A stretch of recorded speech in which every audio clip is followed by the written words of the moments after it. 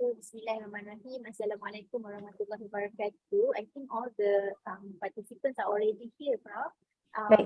Yeah, so I would like to make a gentle reminder. So this module is for the clinical candidates only. So if you are a pre-clinical student, kindly use the other link that the secretariat has provided for you.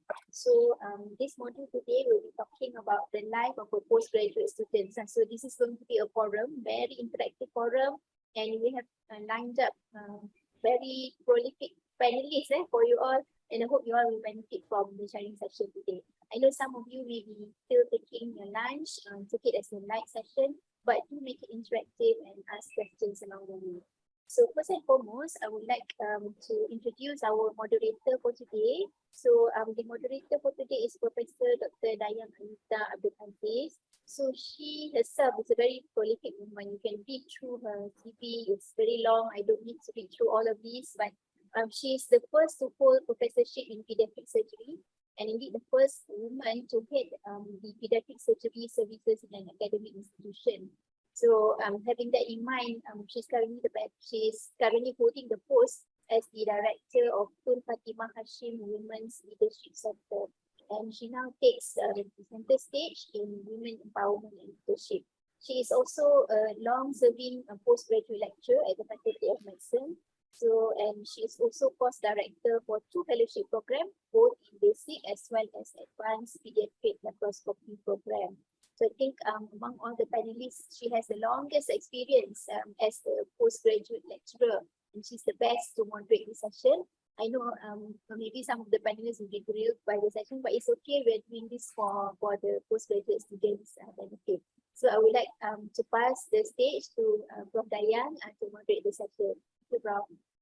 Baik, terima kasih. Thank you very much, Prof. Mawada, for that kind introduction. I won't be grilling anybody today. Yeah, I hope this is a sharing of experience session, okay? And I'm glad to see that there are 115 participants who have joined the 24th Medical and Health Research Week. I'm logging in from my house as I'm looking after a friend who's not so well, okay? And again, I like to reiterate I like to echo what Prof. Mawada has said. We have fantastic panelists with us today. And if I can introduce the first one is Professor Dr. Zarina Abdul Latif. Okay, we have you in the screen. So Prof. Zarina, she's on MC, you know, but she has kindly joined us. She's a senior consultant pediatrician and clinical geneticist for UKM, and the first professor in clinical genetics, woman professor in clinical genetics for the country. Okay, so you're looking at a top important person here. She was the head of Thalassemia Center at Hospital Chancellor Tunku Muhriz for many years, more than 15 years. She has over 25 years of experience with UKM. She was our former Deputy Dean of Postgrad, and recently was awarded the prestigious, the highest award, Anugerah Kencana Fakulti Perubatan 2022 as Anugerah Akademia Cemerlang. Okay, so thank you, Prof. Zarina, for joining us this morning, this afternoon, despite your not so well health. And I hope we will be sharing some of your experience in a while. The next one in the panel will be Prof. Mawada also kan? Mawada, you terlibat kan? Yeah. Prof. Mawada. This is one of my favorite young lecturers in the past, but she has rise to the occasion very quickly, and definitely the person to learn, in fact for myself, to learn about pengajaran. She's a fellow in the UKM pengajaran. Ni semua yang blended learning and all that, she's very good at it. And I was invited by her. Actually, I'm so honored, Prof. Mawada. She's a senior consultant in ENT, and she's also our alumni. Yeah, she has many challenges in her path as a senior consultant, and I will point to that for everyone.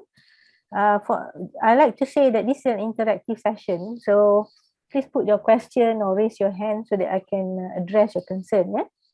Thank you, Prof. Mawada. And she will be representing the surgical part of the postgraduate. Yeah? Prof. Zarina will be the medical. Okay. And then we have 3 more speakers with us. I'd like to call now Prof. Rabani. We have Prof. Rabani on the center. Prof. Rabani is a neurologist, senior consultant neurologist, graduate from University of, let me get this right, Sheffield, Prof? Yes, Prof. Yeah, and has already completed her subspecialty in neurology for some time, more than 5 years already. And Prof. Rabani is also in the postgraduate PPD committee with myself, Prof. Mawada and Prof. Zarina. So we always encourage young lecturers to join us because personal and professional development in postgraduate is very, very important. Yeah. And if you think you can pass becoming a surgeon or becoming a physician or becoming a specialist just by sitting for the part 1 and part 2, you will miss a big portion of how to carry yourself and troubleshoot personal and professional problems. Yeah. So we'll hear more from Prof. Rabani in a while. Okay. The next one, can I call Dr. Farah? Dr. Farah? Yes. Assalamualaikum, Dr. Farah. Have some interference here. Dr. Farah, her name is an anesthetist, just recently passed this May, was it?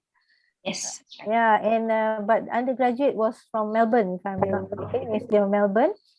And Dr. Farah has interest to subspecialize in pediatric anesthesiology. I'm a pediatric surgeon, so I'm quite excited to know that there'll be more specialists wanting to look after children. Yeah, and I hope Dr. Farah can also join our child and family friendly online healthcare practices. We're just starting this week also. Okay, Dr. Farah has a lot of experience and was involved in the graduate assist for anesthesiology. This is a portion of the graduate assist ni para students sekalian, is an important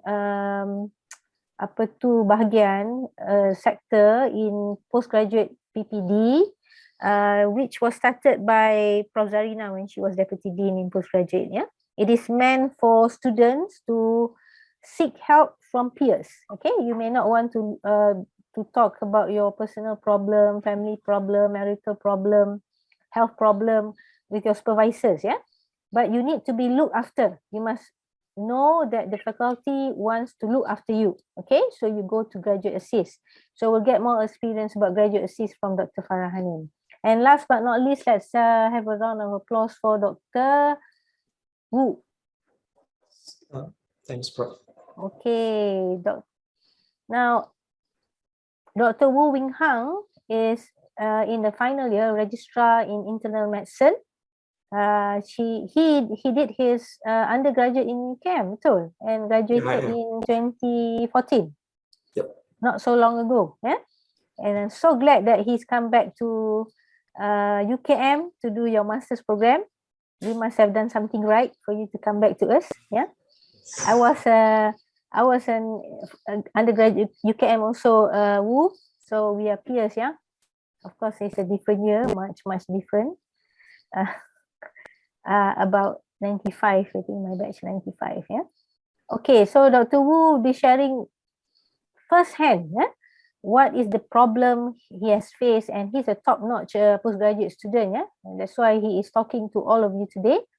Have some question for Dr. Wu so that he can share how to troubleshoot. Okay, kalau you tanya tanya Prof. Rabani, mungkin kita era yang dulu tu kan, when we tak. So you want somebody brand new. Okay. With that, let me see whether in the chat ada sesiapa dah berani nak nanya. Tak ada lagi. Baik, don't be shy, okay? And this session is help for you, okay? So, can I start the Prof. Mawada? Yes, please, Prof. Although there's no question from the floor, I'd like to start with the first question. May I know if Prof Zarina is okay to take question, Prof? Ya, boleh, insyaAllah. Kan? Okay. Prof Zarina, you have special interest in postgraduate, yeah? What would be your hope for this batch of postgraduates who are listening to you? Could you give us, because you have gone through those stages where you know, identify the problems and you plan remedy, yeah? What are the topmost problem you have found in postgraduate? Top 2 maybe, yeah, or top 1, and what would you advise be to the student? Thank you, Prof. Thank you, Prof Dayang. Can you hear me? Yes. Yes, Prof. Yes. So I think first of all is everybody knows going through postgraduate studies is a big challenge. So, and when you are doing postgraduate studies, many of you would have already embarked on the next phase of your life, right? Meaning you have families, you have other commitments. So when you are an undergraduate, your commitment is to your parents and probably yourself. But when you enter the phase of postgraduate, you probably have families, right? And I have noticed that some of the issues related with time, and this is where what we face as old fogies. Saya MPP graduate 1998. I'm so proud to say that. Okay, MPP pediatrics. So what I face now is totally different than what you face. So you must listen from people like Farah and Wu. But I noticed throughout our guidance, adjustment can be a problem, especially if you need to know that you have support of your family, your extended family, and how you are going to cope. I noticed that could be an issue for some, but not for all. Okay, and I think expectations is the other thing, right? So when you enter the postgraduate program, we naturally expect you to do a lot more because we are training you to be a specialist, right? And you are going to be the forefront who's going to take care of the nation, right? So the expectations. So to me, adjustment, expectations. That's all. Thank you, Prof. Very brief and concise, yeah? Now, can I ask Prof Mawada? Prof Mawada also graduate of UKM, yeah? Prof, what are the main changes that you have seen in terms of support for postgraduate when from the time you were a student and currently now that you are in the committee of postgraduate? Could you highlight some of the changes so that our students are aware how lucky they are and what help they can get at this present time? Thank you, Prof Mawada. Thank you, Prof Dayang, for the question. So indeed, basically when I was a student going through the postgraduate studies and as a surgical candidate, there were a lot of tribulations and because if let's say it's a less demand specialty, for example, you don't need to be on call, you don't need to be emergencies, you do have less tribulations to deal with. And indeed, postgraduate studies, as Prof Zarina has pointed out, there are so many things that you need to basically endure, expectations, and then the requirements that you fulfill within the postgraduate studies. So back then, we had ourselves and basically our colleagues as well as our family that provided support to us. So in terms of the lecturers, I do understand. I'm not going to compare, but basically there's no specific modules or no specific ways for us to ventilate our problems to the lecturers back then. Maybe because back then there was less how to say. Maaf, Prof. Ada yang student yang kata tak dengar Prof clearly. Mungkin kena dekat sikit kot. Let me check. Saya pun rasa macam softer sikit. So is that better, Prof Dayang? Yes. Thank you very much. It's better. Okay. So I'll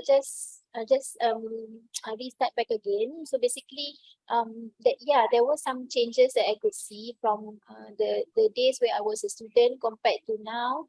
I think the faculty has provided more support for students. Yeah, so you not only enjoy more facilities in terms of the physical facilities that's available in the faculty, but in terms of psychological support and mental support, I think the lecturers now at this point is more open towards providing support, this kind of support to the students. Whereas back then, I could see some of my colleagues who was not able to cope and so forth. And they have this kind of barrier to see the lecturers and even to discuss these things with the lecturers. And currently, I'm seeing a trend that the students are more open and able to discuss all these challenges that they are facing with the lecturers. So that's one change that I could see. And number two is, of course, us having a formal PPD module in our postgraduate studies. I think that is something that is very beneficial for the postgraduate studies. There are a few things that maybe you don't acquire throughout the learning process. Maybe you do acquire, but very subtly. But when we have a proper module on the postgraduate professional development, and at least these things are being highlighted. And even if some of the students are not able to pick up these traits along the line, the PPG module is able to compensate and provide this kind of training to the students. I feel it's very valuable. Myself, as a lecturer, even I really benefited from the PPG sharing from the postgraduate studies. So I think that summarizes the main changes that I saw.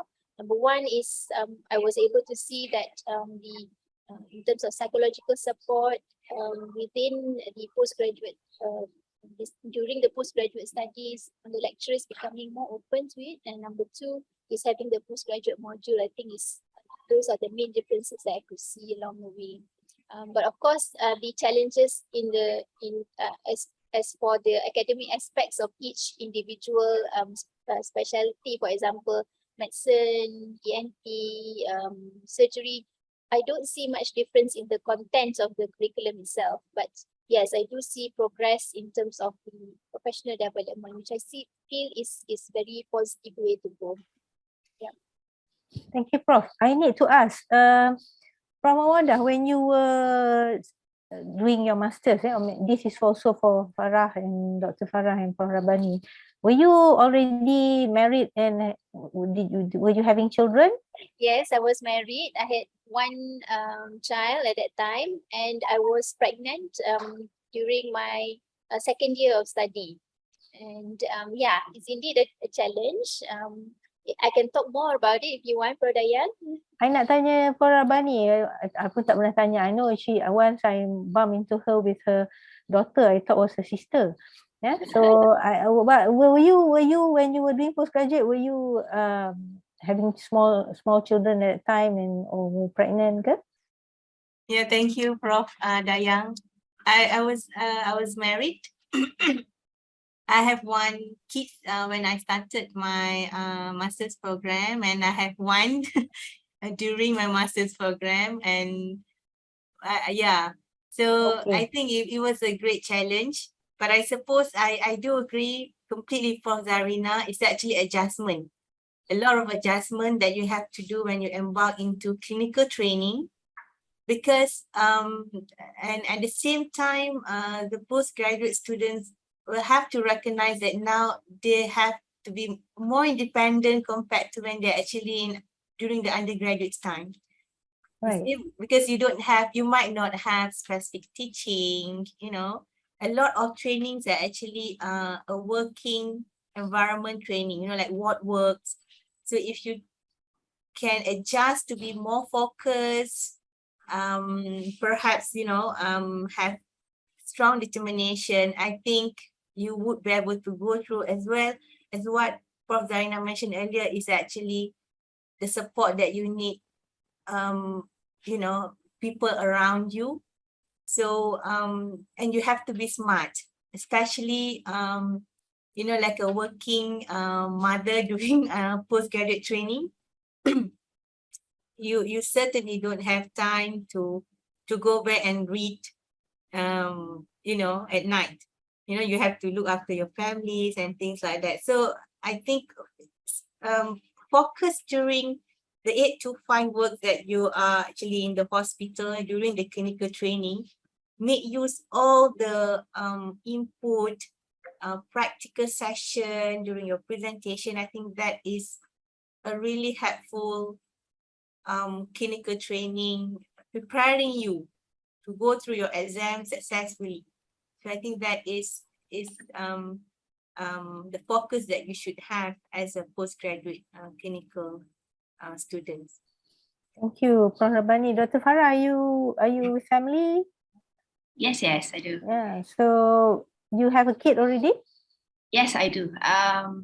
So I basically had to defer twice for my master's, during my master's. And on top of that, it was a long distance relationship with my husband at that time. So it was very, very hard for me, I had to admit. Just so many other commitments as well. And as anesthetist MO, so the on-calls, the clinical burden is also very, very quite demanding, I would say, because you go back post-call, be very, very tired. So to me, when I was a postgraduate student, the most challenging phase to me was to strike the balance between all the commitments that I have. So between my families, my kids, my parents, my clinical work, as well as my thesis, for example. Yeah. So I would say you just need to know yourself. You just need to have to be able to actually manage your time to give to all the specific commitments that you have. Yes. Thank you, Dr. Farah. I mean, we have a question in the chat Q&A box, yeah, about how to juggle when you have a small kid. So all your feedback are very important for our female postgraduate. What about you? Are you married with family? Dr. Wu? Yes, I was married before I joined a master program. And my wife was pregnant during my first year. So yeah, it's a bit difficult for me actually to manage. And actually me and my wife is PJJ, pasangan jarak jauh. So I have to travel like 2 weekly to hometown and spend some quality of time with them. Fortunately, because weekday I'm here, so I can focus on my study. I manage my time, divide my time because both family and study are equally important to me. So it depends on how you manage your time here. I think for mother it's more difficult from what I know. I think you are more experienced than me. I just like to point out, although we get question more from the female, the male postgraduate, I'm a supervisor, of course, and students come to me for not just from pediatric surgery master's program, the general surgical masters also come to me for the 3-monthly rotation. When I was head, I used to do that all the time. In fact, now I think they're still continuing. And I will get, even though I'm single, I will get my master's trainee coming to me with their personal problem, marital problem, okay? And looking after a child is one of the top most comments that or complain. They're not really complaining, but they are ventilating. They are venting out their concern. So I like to ask, and then we've heard how you must be focused. So I'm going to be more specific. Prof. Mawada, who was your support? Who was the biggest support to you during this period when you were doing postgraduate, and then you kena juggle as a mother? Who was the best support system you got? Or what was the best support system you got? So the best support system I got during my postgraduate study was basically my in-laws. So, because we were also doing PJJ back then. So I was doing masters in UKM, and my husband was doing his masters in USM in Science Malaysia in Kupang Kerian. So we were quite far away, and he really don't like the long distance drive. He doesn't like the flight too. So I had to do most of the traveling. But yeah, I think my in-laws were the main support system for me. I was very very good. lucky, even though I mean many people have this kind of like feeling that it's not good for you to live with your in-laws, end up with a lot of conflicts with in-laws and so forth. But alhamdulillah, I had a very good support from my in-laws, even though my husband was not with me most of the days, but I can my in-laws Alhamdulillah. supported me a lot during that time.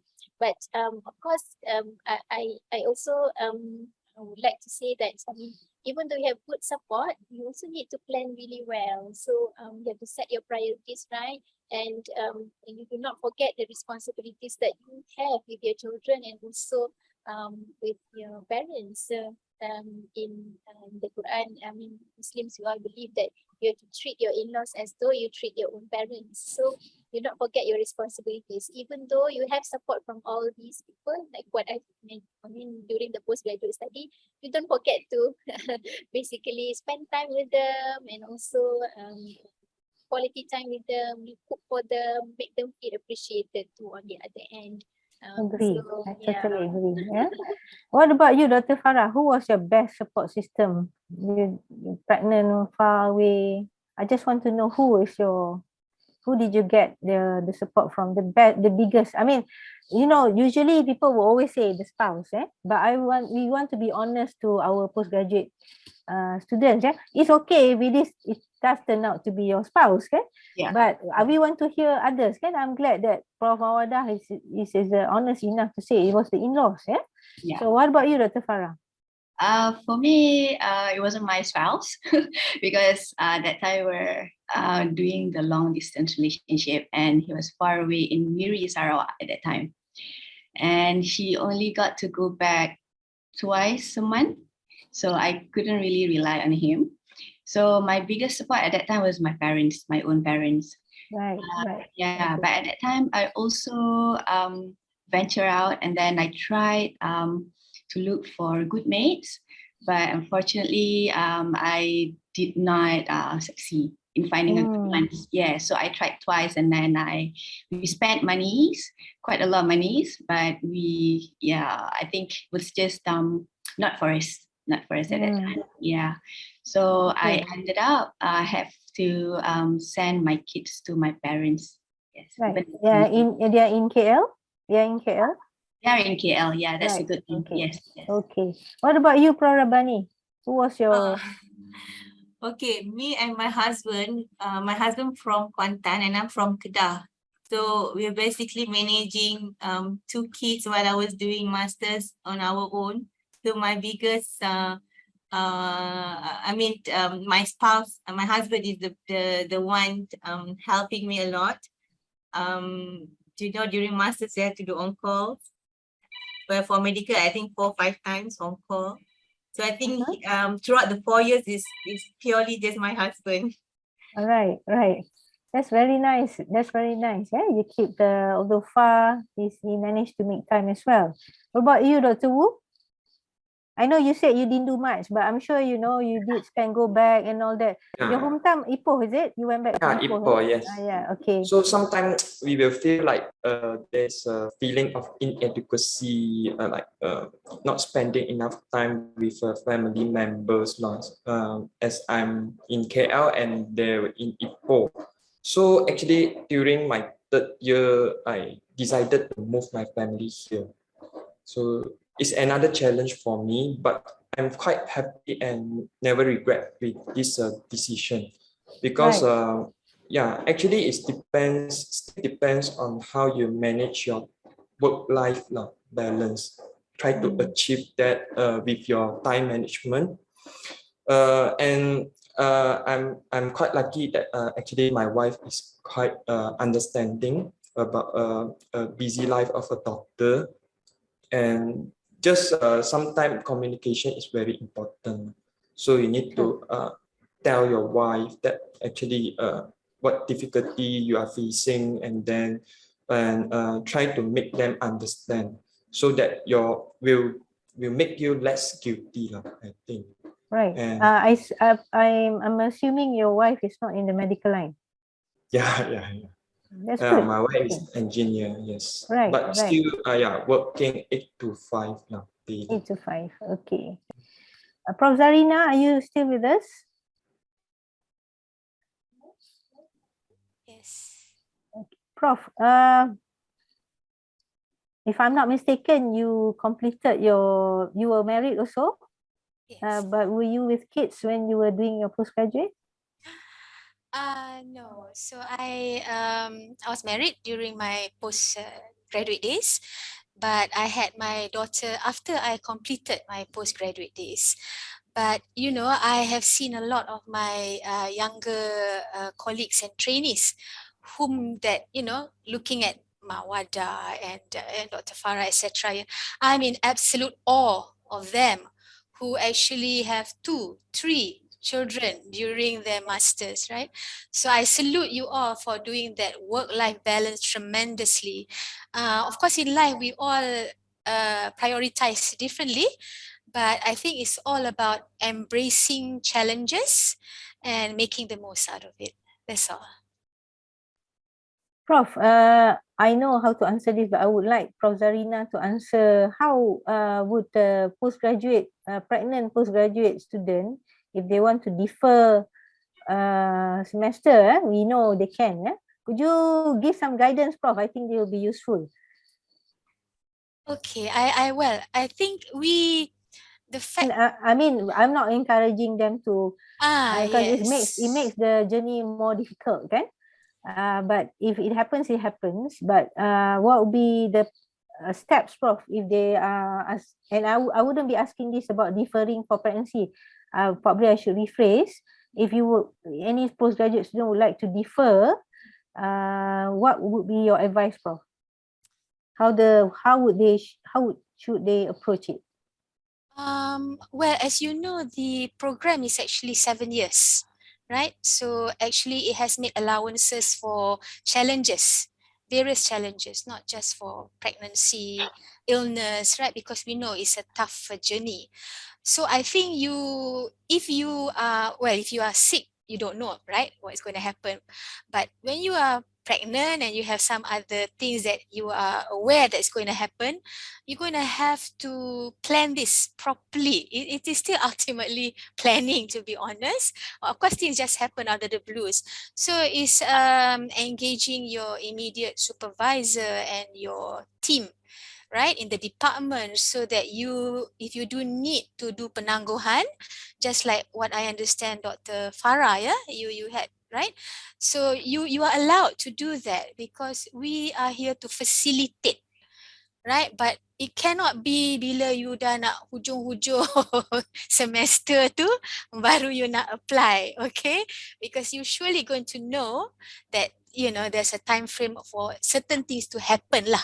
Of course, things do happen beyond your control, but you must plan, apply, and seek support. Inshallah we can facilitate you. I always believe nowadays, as I'm so glad Prof Mawada thinks that we are better in handling psychological issues and challenges.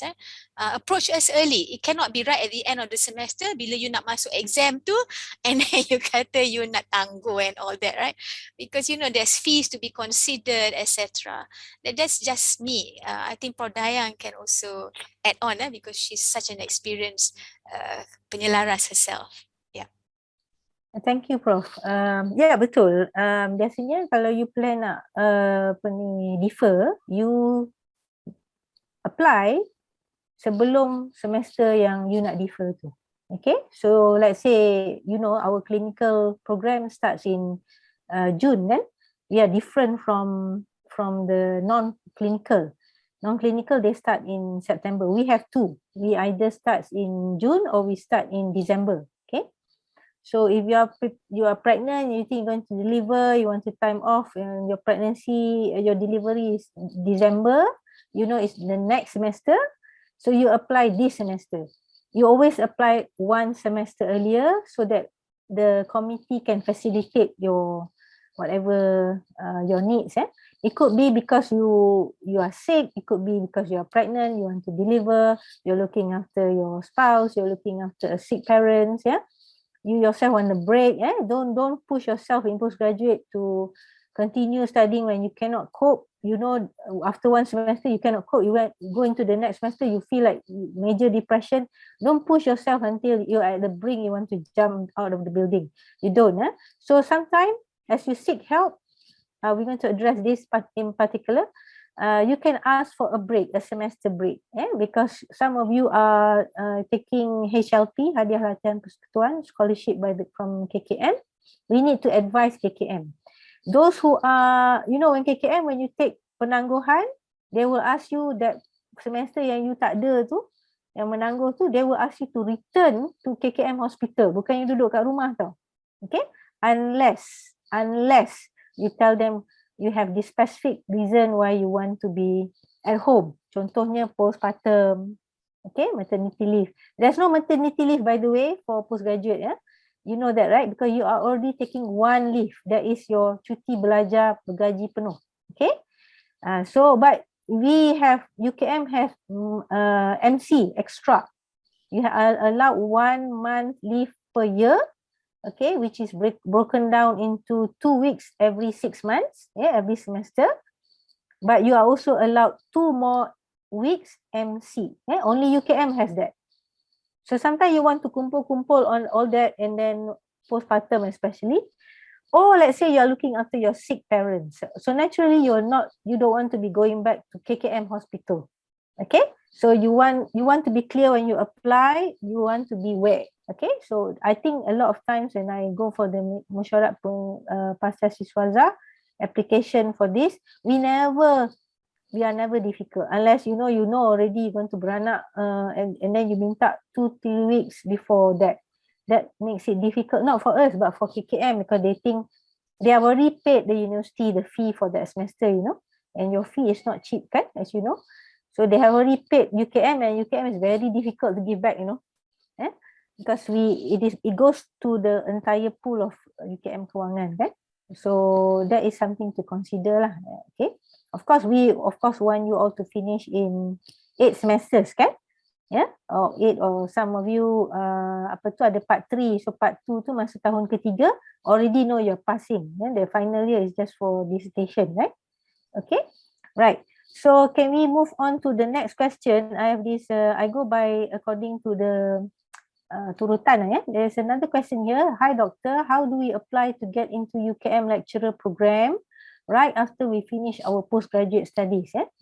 So this one is obviously not a trainee lecturer post, but somebody who's interested in academia, okay, and would like to join immediately after passing. I'm going to make full use of Prof Zarina. I told Prof Zarina she will not need to be up long. We already 40 minutes. She's not well, so I can't make her sit for 2 hours like the rest. Prof, if you are still with us, could you answer this question, Prof? Thank you.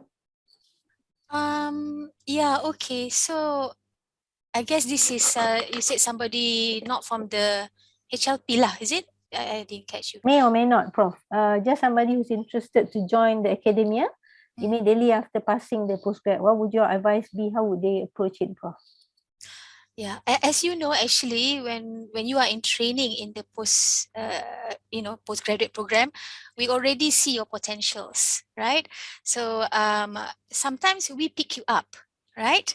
And sometimes you come forth because you have blossomed and we want to pick you up, okay? So the way to do this is to again engage your lecturers, basically, right? And I'm gonna have to admit that posts for lecturers are a little limited in the faculty, but it does not mean that we cannot fight for you to have a post in the faculty, right? So it's engaging your lecturers and seeing what are your options and putting forth your ideas, you know, and see how you can complement. You have to show that whatever you do, you're going to be an asset juga lah kan to the department, right? And then, you know, inshallah, if they see you for what you are, you know, your enthusiasm, they will surely help and nurture you. In the past, well, Prof. Dayang can correct me because posts are a little bit scarce in the faculty for pure academic. In the past, we've also had specialists coming in through the service side, Prof. Dayang, right? I want to be open about that lah, yeah, because when you come in through the service side, because I think the quota is a bit more from the service side, but ultimately we still want you to perform and cross over into the so-called academia side. Servis masuk Prof ni melalui hospital lah kan? Hospital, yes, betul. So I've had in my, when I was a HOD, I've had a bit more difficult time to, that was many years ago, okay, to bring in immediately through the faculty, UKM Bangi side. So we bring in through the hospital side, right? And then you get your credentials sorted and your minimum requirements sorted for you to become a lecturer. Then, you know, you fulfill that. That would be another option lah. Of course, there are people who will wait for the academic post. And again, life is like that, right? You have to endure and be patient, you know. So sometimes you don't get everything immediately, but with endurance, hopefully you will still ultimately get the lecturer post. So I'm not so sure whether that's, maybe I'm sure Prof. Dayang, because Prof. Dayang also ada trainee kan yang masuk melalui, I've had trainees who come in from hospital, then shift to academia, right? And even if you're in the hospital service side, I like to mention that we are still hospital pengajar lah, so kita masih ada kena buat academia lah, ya. Yeah? So maybe Prof. Dayang boleh tambah sikit kot. Boleh saya tambah, tapi saya nak dengar apa ni daripada Prof. Mawada, Prof. Rabani dan Dr. Farah, sama ada you were previously trainee lecturer post or did you join after you know you were in the KKM side or you know or self-sponsored ke and then you join later. Let's start with Prof. Mawada. So I joined UKM on the hospital side first, so as a service post. I was a medical officer.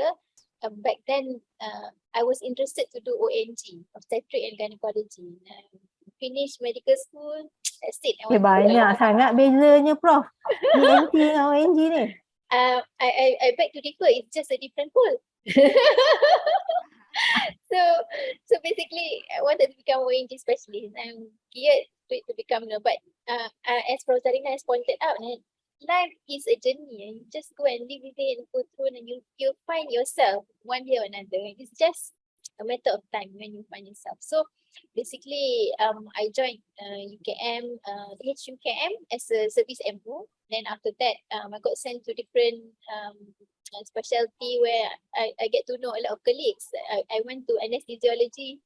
I served with Prof. Lee, Prof. Joe as their medical officer, and I went to many departments, family medicine and so forth. So at the end of the day, I said, okay, I want to do ENT. It's basically after I went through all these postings, I finally found my interest. Yes, so for myself, I joined the service first, and when I was a postgraduate student, I was still in the service post when I took the cuti pelajar. Then after I graduated, I become a specialist in the service post. And I waited, I really waited. I did the academics part. I taught students, undergraduate, postgraduate.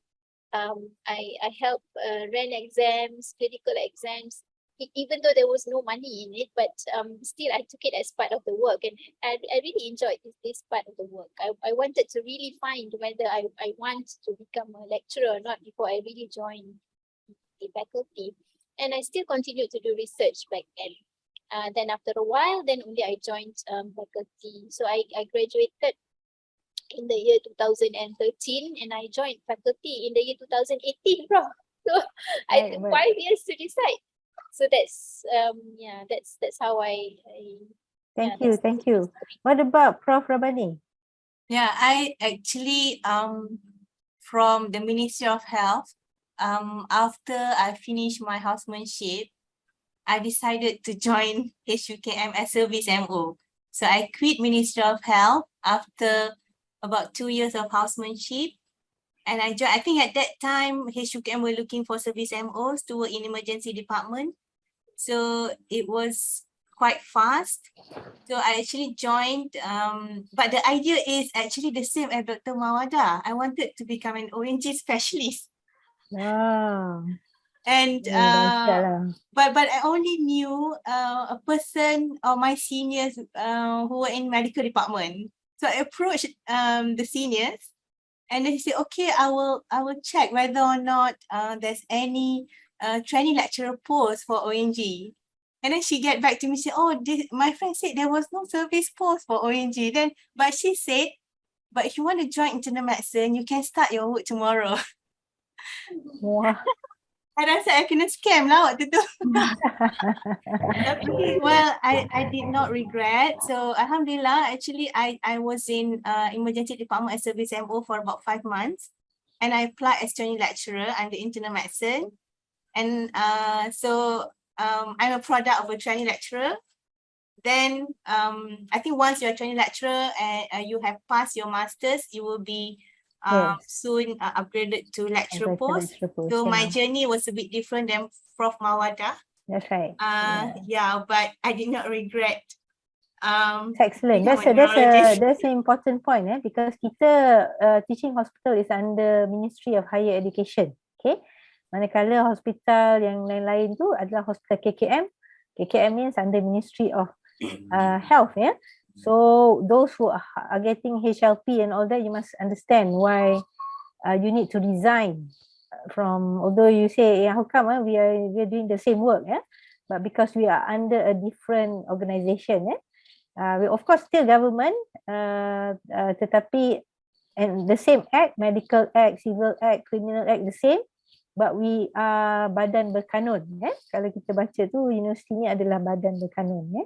Dr. Farah, macam mana? Were you in the are you in one of our lecturers, or just a specialist doing subspecialty training?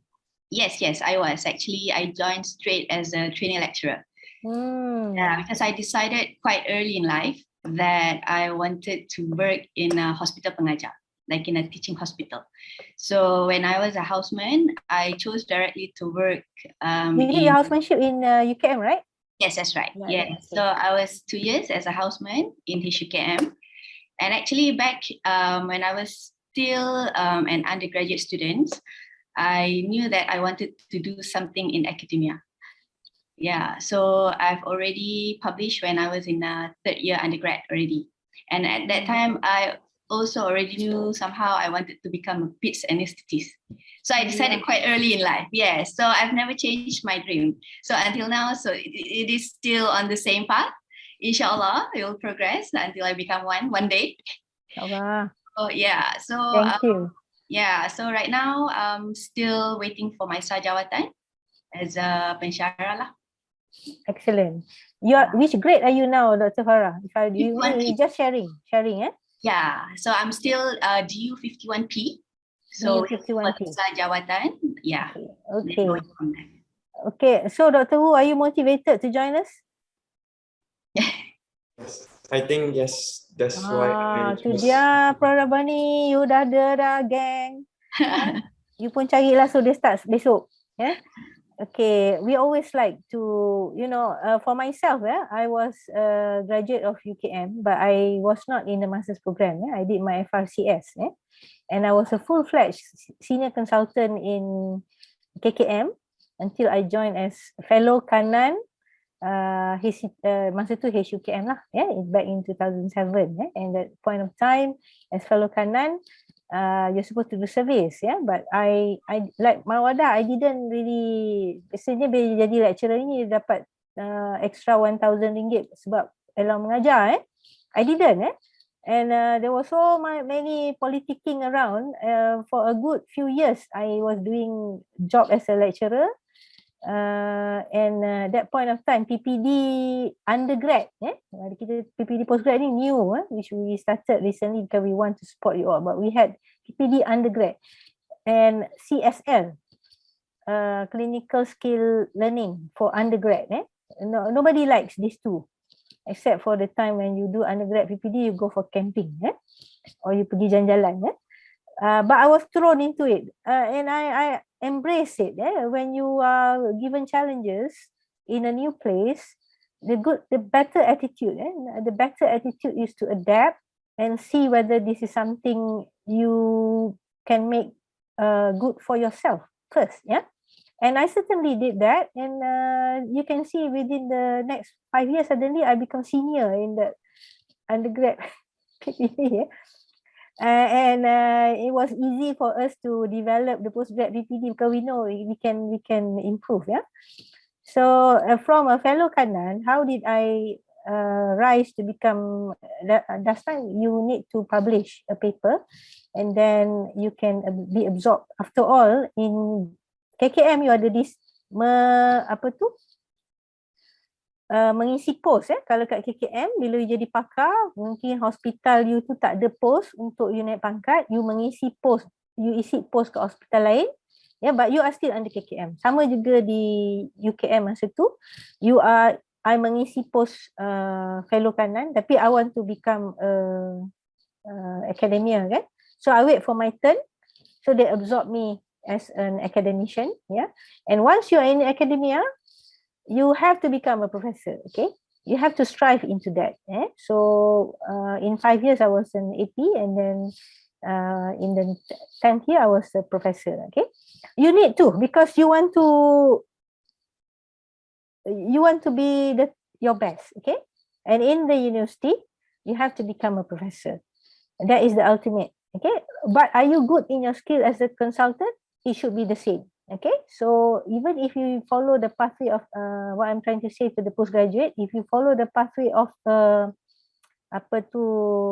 nak jadi academia, you cannot cut short on your clinical skills, okay? Because there's no point in calling yourself associate professor or professor when your clinical skill is poor, okay? And there's no shortcut. So you work extra hours. Of course, in KKM kita berlambak case, and I remember when I was doing fellowship and KKM fellowship in pediatric surgery, I was asked by the government to do pediatric laparoscopy, okay, and so I went for an interview. Although at that point of time I was the only specialist in Institute Pediatric HKL, which is no longer in existence, that's how long ago it was. I did 1,900 cases for that year, and I was so proud. I did major, minor case, everything. But when I go for an interview to get a subspecialty post overseas, they don't look at the numbers anymore. They look at how many papers did you publish? And I didn't have any, And finally, I got a post to be trained because I have FRCS Edinburgh. Okay, and then I got another post to be trained in Australia. That was in UK, and then I moved to Australia for further training in laparoscopy. And my supervisor at the time told me, you don't have the paper qualification for this. I have 15 applicants every month. They all publish papers, but you came highly recommended. So I have to take you in. Okay, so my advice for all the postgraduate is to publish early. This is a medical and health research week. Publish early during your career. Even start with case reports and things easy, okay?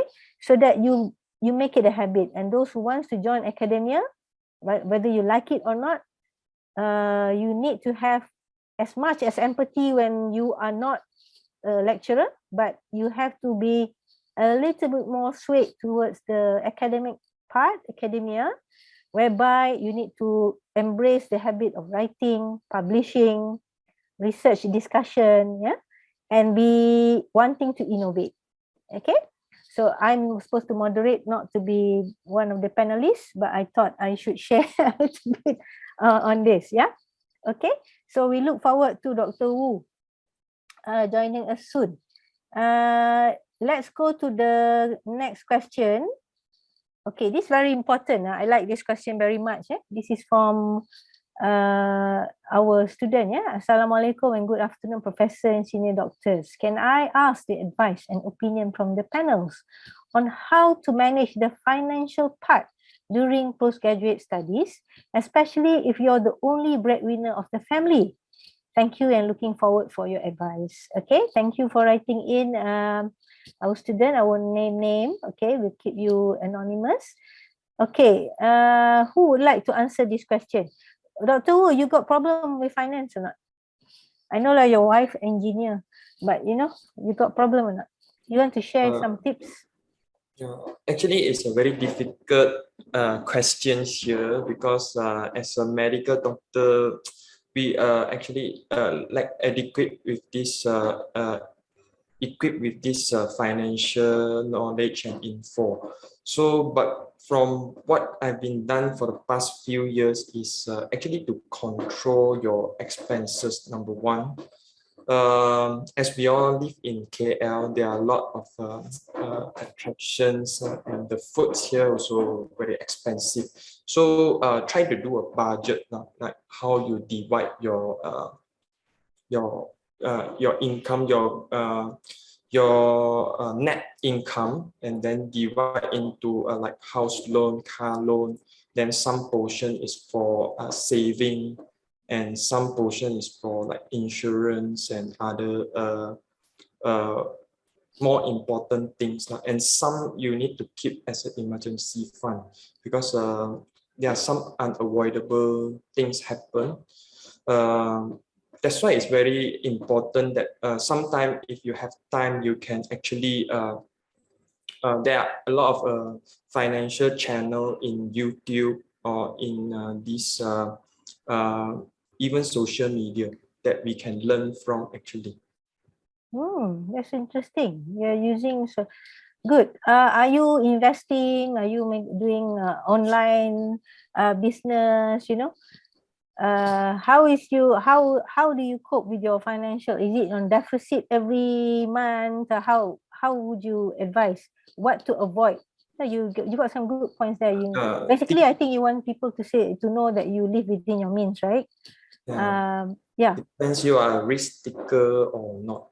Basically, if you want to take risk, maybe you can invest in some higher like return one, but that one still depends on your do you have enough knowledge on that or deep understanding in that field or not before you are investing. Because if let's say there's no return or in deficit, then you might you're in very stressed situation. So if let's say you don't have enough this knowledge, I think the best way is do some like counsel, get some advice from the financial planner. That would be the best, I think.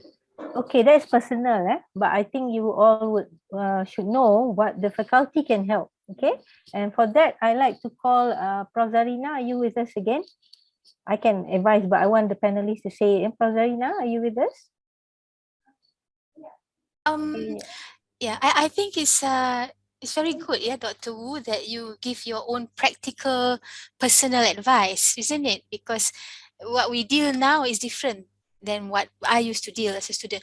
But we can't do ultimate magic sometime, but we do still have the platform to the faculty, like the Graduates Assist. So the Graduates Assist doesn't necessarily promise you, a loan or anything like that. Please don't get me wrong, but we can facilitate, because sometimes when a student writes and then they write direct to the main top management in the university, but they need to know how the faculty can support you first. And for that, we will try our best to see how to assist you, because we you know, we in the Postgraduate Secretariat have got conjoined boards, right? So we liaise closely with the with the specialty program coordinators, and within that there are MOH people in the bahagian latihan. So we can try and see how we can assist you.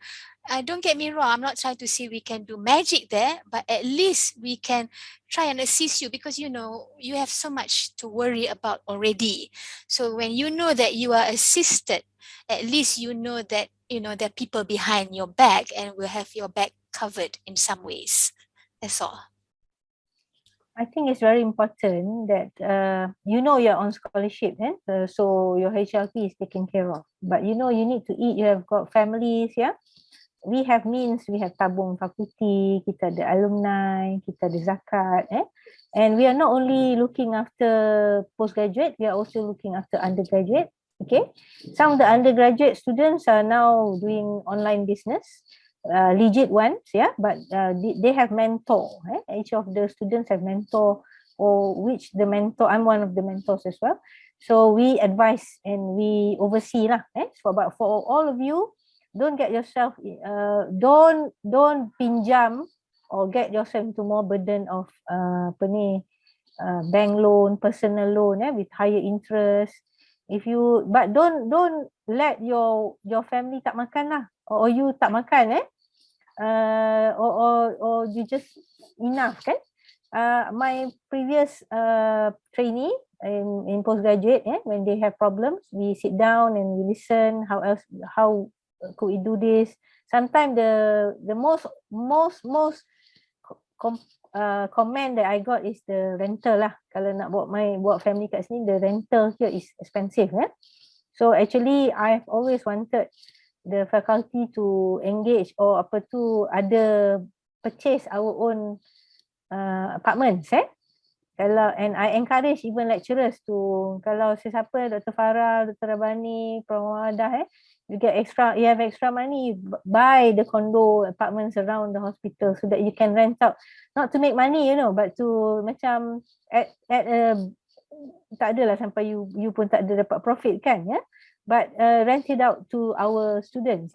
It will be useful and helpful. And for PIT saja, we do this when they go outside. Some of the apartments are owned by the PIT surgeon in KKM kat situ. So kita ada flow yang continuous. Of course, kalau kita beli aset, rumah atau kondo, kita tak mau kosong, kan? Kita nak juga orang duduk jaga, kan?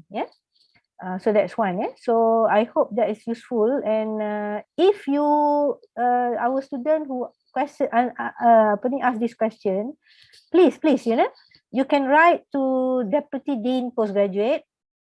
At the moment, it is Prof Nasir who is overseeing that secretariat, and it will be highlighted. Bila student ada masalah ni, it will be highlighted very, very fast to the pengurusan fakulti. Okay, and so far I've been through many deans, including this dean. They never, close one eye on students in need. Inshallah. Okay. Let's have a question. Oh yeah, Prof Zarina is mentioning to everyone. Inshallah, we will try to facilitate through where possible to department, faculty you would like to assist. So you can ask your department juga, department kaya macam surgery, NS. Tapi biasanya kita ada strict ni lah. It's best to go through jangan terus pergi bangi lah. Jangan terus pergi tulis kat TNC ke. You go through the faculty first, because I'm sure faculty can help a lot, So let's go to the next question. Banyak soalan, very good, What is the minimum requirement to become a lecturer in UKM? Okay, I think I let Prof Zarina rest, so I'm gonna ask Prof Rabani. Are you aware of the minimum requirement? Could you answer this question? I think if I'm not mistaken, it's 3 publication, index publication. Sekarang dah naik 5 rasa ni 5 ya, Prof. Untuk 5. lecturer Tapi ya. tu untuk confirm lah untuk you. Hmm. Maybe I can share. Prof Mawada, would you like, before I share, would you like to give some advice? Minimum requirement to become lecturer in UKM. So I think it has been an evolution, Prof. Dayang. It used to be 2 ISI publication and then now it's 5. Tetapi not to deter the enthusiasm to become lecturers, because there are some departments who are in need of lecturers. For example, anesthesiology, so we have to approach, engage with the head of department, your seniors who are there. So I would like to say that the university may have a moving target for that, because you want to know that you want to get the correct person to become lecturers, and that they will contribute towards research and so forth. But still, I think there is a room, even though if you don't have the five publications to drop. Yeah, that's right. As a clinician, it will be easier if you join after you have completed your gazettement in KKM. Okay. If you haven't done gazettement in KKM, I've done that before, where I have brought in a fellow, a doctor. She wanted to do masters in pediatric surgery. She had to come back from UK. She's trained not in Malaysia. She was throughout trained in Singapore. She's my specialist. So she came and she wanted to join the master's program. She had to come back from UK because of Brexit. But we couldn't, there was no post. Okay, so what did I do with her? Okay, so first and foremost, I appoint her as our RA, my RA lah. Okay, so I keep her in the loop already from research side, because I know the requirement to this will increase the CV kan, her CV lah, her own potentials, so that university see her as a researcher. And then after that, I asked her to do European Board of Pediatric Surgery. Why? Because her age has exceeded the age to join masters in pediatric surgery. That time our intake was about 35, now 37. So at the point of registration, dia dah terlebih, dia tak boleh. So rather than waste time, I asked her to join training under me, under my unit, and at the same time sit for the European Board of Pediatric Surgery examination, because we are the only accredited center outside Europe to run the exam. So she did that. She was with me. She sat for part 1. She passed for part 2. And then after that, dia join as a lecturer. Okay. And then requirement, of course lah, somebody asked, it is bahasa Melayu. Kena ada pass SPM bahasa Melayu. Bukan pass SPM, pass bahasa Melayu. And it is a problem to my specialist, because she was trained in Singapore.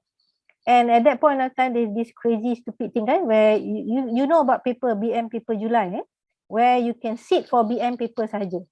But that year, when she wanted to join, they tukar.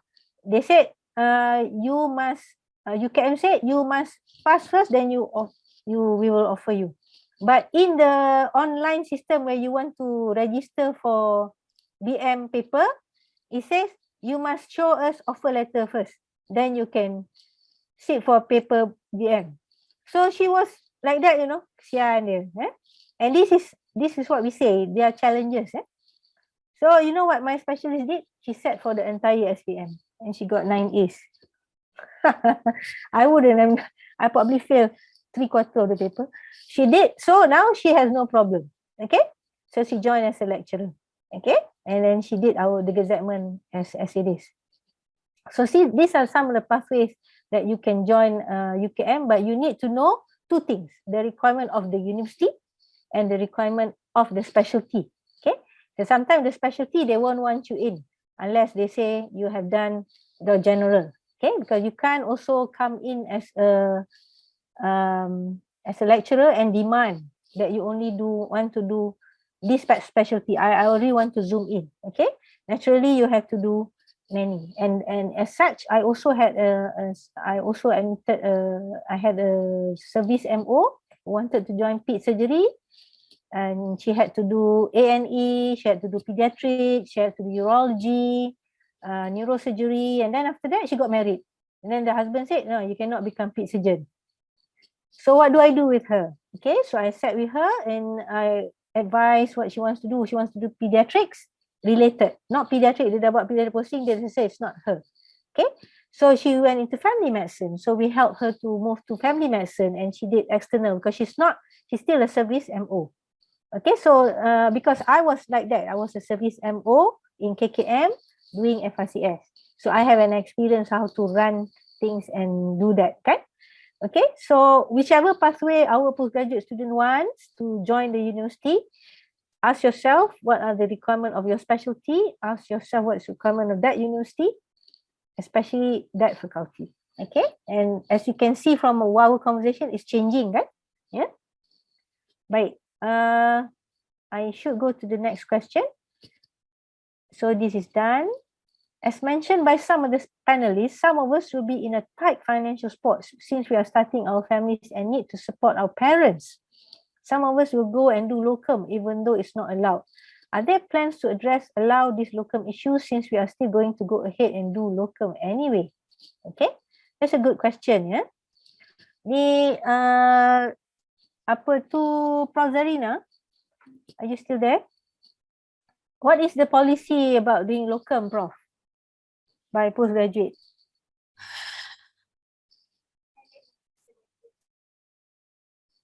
Prof Zarina is asking me to answer that. Okay. Okay. Actually, you know, you can do locum if you are not doing something beyond. Okay. So let's say you are a medical officer, you want to do locum, that's your practice. Okay. But you cannot go outside, you are a medical officer in pediatric surgery katakan, and you do locum for a pediatric surgeon. You cannot. Okay. So don't get yourself into that. And the best is if you are financially tight, you want to do locum, you just let your supervisor know. Okay. You let your HOD know. Okay. We are not so hard and fast. Masa saya jadi service MO di KKM pun, I had to do locum because I got no money to pay for my external exam. And I told my HOD, I told my HOD, I need to do locum. As long as it doesn't interfere with your on-calls, your clinical commitment, okay, you cannot, you please don't defer mohon tangguh sebab you nak buat locum. Itulah, okay. And dulu kita ada, saya rasa masih ada kan, kita ada locum di casualty Pramawada masih ada. You can register for that as well, but it is a competition lah, because obviously you need to be seeing bread and butter of not your specialty alone. Okay. How else can you get help? Go to your fraternity or the association, okay, which was we have done this before for our MOs. Those of your seniors or lecturers yang ada private practice di luar, you can assist them. Okay, so you are guided, you know. Okay, di luar negara, when I was in Australia and all that, you are allowed to assist you in your APC kan, you are allowed to help in private as long as you've gotten consent, clearance. Di Malaysia kita as an assistant you are allowed to, because you're under supervision. Okay, but again you punya APC is HUKM dengan HKKM. Okay, so you be careful, don't go into private hospital yang you tidak ada right to practice. Okay, sometimes you can ask for privileging and credentialing from that hospital. So far the postgraduate has not had any application for this, because but of course if you want to be transparent, you want you berkat sikit apa semua, you can write. Okay, so as long as we can assist, and this privilege of, naturally you are postgraduate, you kena tengok insurance cover, you must know this. So jangan buat locum di mana you akan jeopardize you punya license and your APC. Okay. Right. All right. I hope that helps. Is there anybody else who wants to chip in and give advice about doing locum? Prof Zarina has put in some. I think as long as it is not disturbed with your on-call schedule, it's at your own time. I suppose there's no rules to say that you can't do locum. I think most of the medical officers would probably do locum in, I'm not sure whether you are allowed to do locum in private hospital, but usually they will do locum in private practitioners, right? So I think there is no rules saying that you can't do locum, but you have to manage your time well, because sometimes as long as it does not disturb your service during the clinical training, I suppose that's okay. You just have to be truthful, not saying that you're doing on call, but you're actually doing locum also at the same time. Just have to be responsible. Yeah, of masa your I was in training last time, I was a service MO and I had a master's general surgery doing rotation with me. I know some of them are tight and they have to do locum, so they requested from me as a senior registrar in ped surgery at the time, can you not put me on Monday? I have to do my locum. Yeah, out of apa ni, kita punya muncul lah.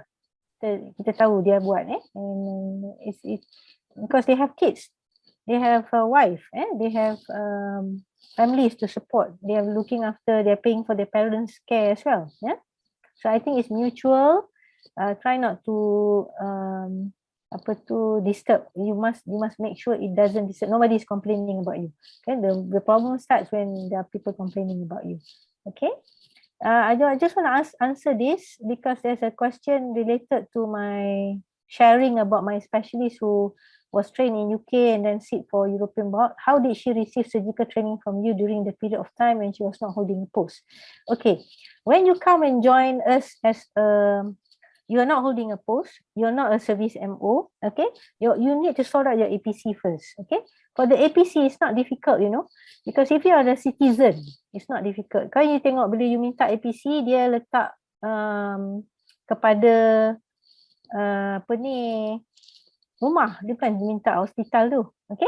So you be honest and say you are doing the kita ada clinical attachment, kita ada clinical observer post, ya. Kalau you are postgraduate or specialist, you want to start specialize, then you ada clinical fellowship pula program, okay? So for yang belum ada post ni, you pay for clinical attachment, okay? But your work is the same, you know. Now, do you do calls? You cannot because you don't have practice, right? You have practice as clinical attachment. So even if you cut, you do that, you have to be supervised. The person, my specialist, has to be supervised by me. Although she may be second assistant to my other consultant, she cannot cut because she has no practice, right? She is a clinical attachment, okay? But she's not a clinical observer. So she can be hands-on, but to a certain limit. Okay. And this is when you must be honest lah. Okay. And for you to sit your external exam, that board must recognize this training. So I had to defend her. Okay. Because in the European Board Pediatric Surgery, the first and foremost requirement is that you must already be in the local training program. I think FRCS pun macam tu. Okay. Semua external exam now, they want you to be in your local training program. Don't cheat, okay? But for my specialist, dia tak boleh. Dia dah ada kekangan umur. Okay, so you must tell. Dia ada kekangan umur, bukannya dia tak nak. Okay? And dia kena keep logbook the same, dia kena present the same. Okay? And therefore, dia kena, when dia nak sit for the exam, the part tu, because they are very picky, the board will look through your logbook, you have to verify and so forth. And you can also do this when you're in KKM hospital. Provided I am one of the international examiner for European board, those who are interested in that, okay, I have to verify that your center that you are going are indeed doing ped surgery. Bukannya sekali-sekala je. Okay, bukannya hospital daerah ke something. And you have a pediatric surgeon which I can verify is a trainer in the local program. Okay, so you can't go to just about anybody and then provide logbook tak jalan macam tu. All external exam is like that. Okay, all right. You don't have to be in the university holding an academic post, kan? You know that, right? Okay. Baik, good. What time are we now? We are almost finishing, Prof. Kita lagi 40 minit. Right. We got one more question. As mentioned by, I move on, yeah. As mentioned by some of the panelists, some of us, tadi saya rasa soalan tentang graduate assist lah. Did I miss it? Oh, you dah type. You Prof dah type. But I would like the panelists, I like Farah. Dr. Farah, you are one in the graduate assist, kan? Yes, You are representative graduate assist, yeah? Yeah. Can you share your experience? Did you have anybody that you have to refer to or to help when you were representative of anesthesia as a graduate assist? Oh yeah.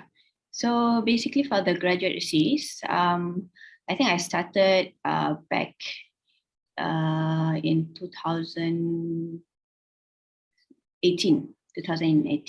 That was prior to COVID at that time.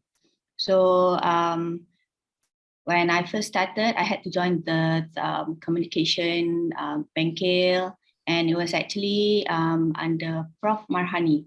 Prof Marhani is a senior consultant in the psychiatric department. So what we did was actually, if we have a trainee or a postgraduate students who might have an issue, so they will have to explain a little bit about their issues, and then they will have to come to us, come to the graduate assist, and then the graduate assist under Puan Nurul. So Puan Nurul can actually allocate this student to anyone under the graduate assist. Yeah, and then go from there. So basically, we'll assess. I've never seen one myself. So I've never really encountered a student with any problems before. But from my department, I have actually referred someone from my department with a specific issues to the grad assist, but I cannot see that person myself because I know that person.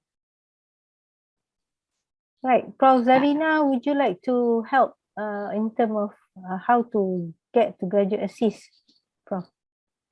I know you've written in the knee, but could you just respond again? Yeah, sorry. So actually, if you were to go into the SPS, FPER, all small letters, that is Secretariat Pasca Pengajian Siswaza lah, FPER. There is a flyer where it's written how to reach out. And although I did type it, I'll just mention here again, as Dr. Farah mentioned, you can email to Wan Nurul Khairina. Okay, WANNURUL Khairina, KHAIRINA is inside the website at gmail.com, or you can call for a booking appointment at 0391456123. So if you can't remember this, it's okay. It is accessible on our postgraduate website.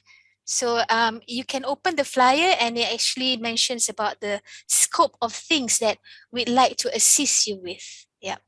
And I think I remember Dr. Farah, you attended that. We had some bengkel lah, because when we have something, you probably sometimes don't want to listen to old fogies like us, but we can assist you. But you want to speak to your peers, and your peers are what we have called them PG buddies, right? And the PG buddies at some point of time, intermittently, they go through some form of training. And so that's how we like to assist lah, at peer level. Yeah, that's all. There's supposed to be a representative for each department, if I'm not mistaken. That's true. That's true. So if for all the students listening, check with your department who is the PG buddy. There's only one person. Biasanya assign one person, and it's nicely done. It's not that when you make a comment or you ask for help, the entire department will know. No, it's very secretive about it. Highly confidential, yes. Kita tak share lah, bukan. Baik. I also see in the Q&A somebody asked about how we can apply for research assistant as a PhD student. Okay, so you are in the clinical, doing clinical master's program, but you want to be a research assistant. If I get this right, actually you cannot. You cannot, because I saw somebody answering application for research assistant for research covered by clinic. This is not applicable for clinical master's program. Okay, so if you are in a clinical master's program, you cannot apply for research assistant as a PhD student. Dia tak boleh. Okay, but can you become our GRA?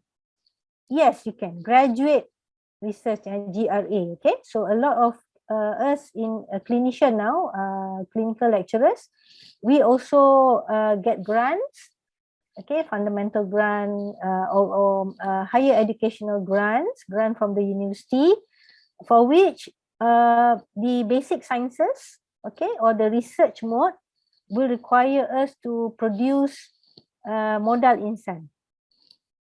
And we offer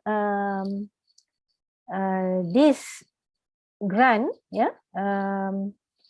to individuals who fulfill the requirement and they become our output. Okay. Now a GRA, if I have to share this experience. I gotten my FRGS, and then after that, at that point of time, that sebelum kita bertukar kerajaan, that final KPT at that time says I can use the grant because the FRGS grant, I have to do some lab work. I need to take urine and blood from babies, and so I asked whether I can use my master's, clinical master's student as the GRA, and the answer was yes at that time. And then I got the grant, everything sorted. So my first GRA I registered, and then kerajaan tukar, okay. And when kerajaan tukar, that's it, They go back to the old system where your GRA needs to be full research mode. Okay. So for everybody's okay, you are in clinical program, you are not in research mode, you are not in mixed mode, you are actually in coursework. Group apa yang Prof Zarina? 6B, is it? Is it 6B?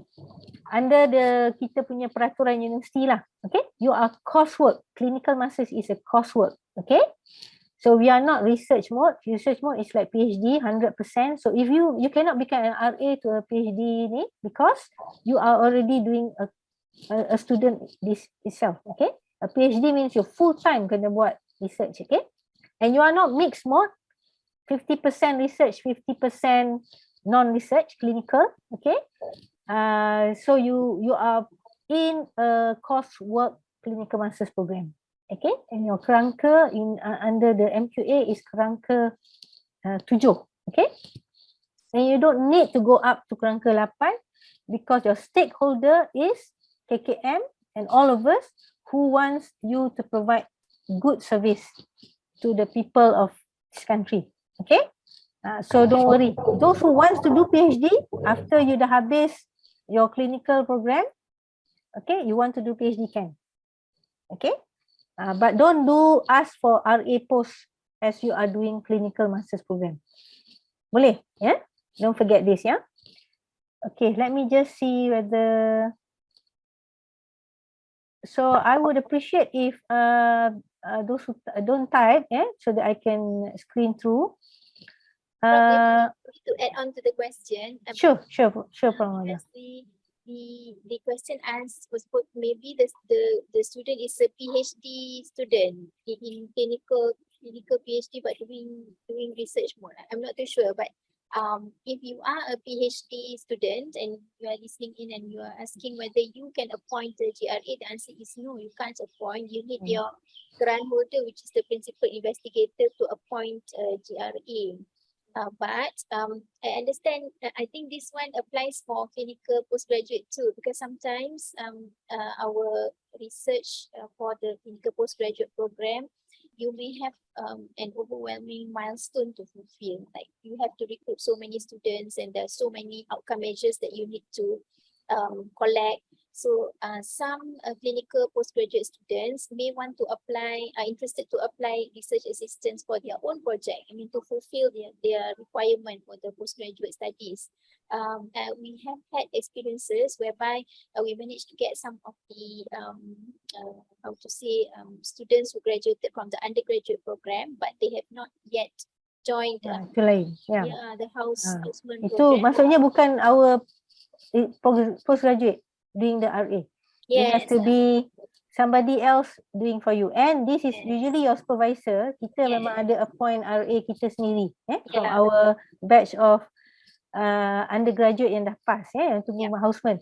Dulu you je pernah jadi RA kita tak? Tak ada. Tak perlu duit masa tu. Okay, I like to move to the next question. As mentioned by some of the panelists, some of us will be in tight financial support. Have I answered it? I answered. Okay, done. Done. Okay, done. International student can also apply for this post. What post is this? RA. The lecturer post. Lecturer post. Lecturer post, is it? Yeah. Not too sure. What post are you? International student wants to apply for lecturer post. Also can? But even tighter, because all international students under Malaysian Medical Act, Malaysian Medical Council, so not Act, Malaysian Medical Council, all international students must leave this country for 5 years before you come back. Okay, previously in the 90s, early 2000, it was a lot easier for international students to do clinical master's program. Your first degree does not need to be recognized. You just join and then you go our local master's program, and after that you marry somebody here, and then you want to stay and then join the system. But you become we face problems because your first degree is not recognized, but because you are already here, you got the master's program, and then we allow you to get APC finally. So from I think is it 2019, I think 2018, 17 like that. Okay, or current lah. Current, you are not allowed to join master's program unless you get this international, unless you get an APC, and the APC, your first degree must be recognized. If your first degree is not recognized, you need to sit for a special exam, the EPR exam by the MMC. Okay, so maksudnya your first degree is not recognized, so you need to sit for an exam which is actually at the final year undergraduate level to balance, and we approve that your undergraduate degree is about the same of our undergraduate degree. Okay, and then you get APC, and then only you can join the program. But later on, MMC also said you have to leave the country, go back and serve your country, and then you come back. Okay, so it is tighter in a sense to protect. Of course, naturally, all countries in the world do this. They give priority to their citizen first. Okay, and if you want to join as an academia and or work abroad, work in private practice, it is a requirement, a mandatory requirement according to the Medical Act for you to be entered into the National Specialist Register first. Okay, so meaning you have to spend some time you have post-qualification training, you have to apply for NSR, and then you enter, then only you can apply to become a lecturer. It's a bit more difficult, but this is all tied up to medical legal issues and our Medical Act. Okay, so for having said this, also I would like to encourage our postgraduate student to know your pathway. You know that after you pass as a specialist, there is a period called post-qualification training, at least minimum 2 years, for you to be still under supervision, not independent, and please enter NSR apply to enter NSR of your specialty as soon as possible. Okay, then it is a lot easier bila you want to ask for a lecturer post. Of course, you don't need this if you want to become lecturer, as you can see from our discussion earlier. But if you have this, is you have 1 up lah. Kalau the post is 1, the applicant is 3, you're 1 up. Okay? You know what I mean? Because you're already a consultant level. Once you enter NSR, you enter as a consultant level. Okay? Right. I move to the, okay, Dr. Mawada has shared the link with everyone, the Graduate Assist link. Use lah the Graduate Assist, it's very good. Okay, right. I have no more question at the moment. So I would like to ask some pertinent question again. Now, I want to focus a little bit on the research and dissertation, which is a huge problem for clinical masters. To start with, I'd like to ask Prof. Zarina again. Prof, are you with us? Can you tell us the burden of this problem, the faculty burden when you were postgraduate deputy dean of postgraduate? How many or how often is the clinical master's trainee unable to finish or unable to sit for exam because they are having problem with their dissertation? Can you tell us, Prof, the experience so that, you know, we can prohibit them from having these issues in their training, during their training? Yeah, okay. Thank you, Prof. Dayang. Actually, when you, that's why kan bila kita buat program ni, the main output is to produce clinicians, right? So it is somewhat of a deterrence to some who are exceptional in their clinical work, but they do not want to write or embark on research. But you know, we all practice evidence-based medicine. So my advice is to start your research component early with your dedicated mentor or supervisors. And sadly to say, over the years, when I was a postgraduate student, we hardly have to hold back anybody for tak submit dissertation. Nak tak nak tu dissertation tu is a must, right? So in my years, apa tu, maybe in the previous millennium ke apa, memang tak ada masalah sangat. Tetapi over the years, I have noticed that we have to really push very hard. I wouldn't say banyak lah, but it's an increasing trend. So sometimes when the onus is on you, right? If you already start writing up your proposal by end of year 1, for example, your supervisor can only push you to a certain level. The onus is still on you to take the responsibility to follow up. I've had students who okay, bila present dekat department, clear. After yang nasib baik tu sekali present, clear. Dan tak nasib baik tu 2-3 kali tukar topik, tapi clear. Okay. Lepas tu diorang concentrate on their clinical exams.